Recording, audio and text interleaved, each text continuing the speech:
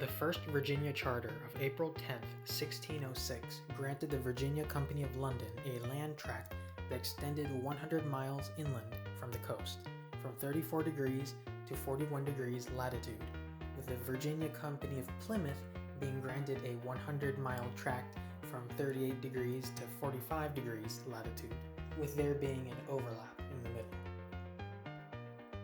On May 23, 1609, King James I of England made a new Virginia charter to incentivize further investment. This new charter changed the southern boundary to the 34th parallel and the northern one to the 40th parallel. So Virginia did lose a portion of territory in northern New Jersey and the future site of New York City, but overall gained much more territory, especially since it now extended from sea to sea.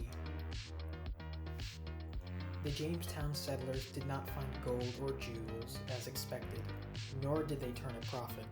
This and the starving time of 1609 to 1610, in which only 60 of the 214 settlers survived, led to the colony being abandoned and they set sail to England, saved only by the timely arrival of Lord Delaware and his supplies. After this, the Third Virginia Charter was made on March 12, 1611. Which lowered Virginia's southern boundary from the 34th to the 29th parallel, and notably included the island of Bermuda in its charter.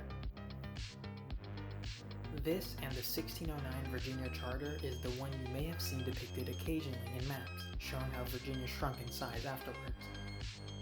Despite these massive grants, you can see that nowadays Virginia is a little smaller, to say the least.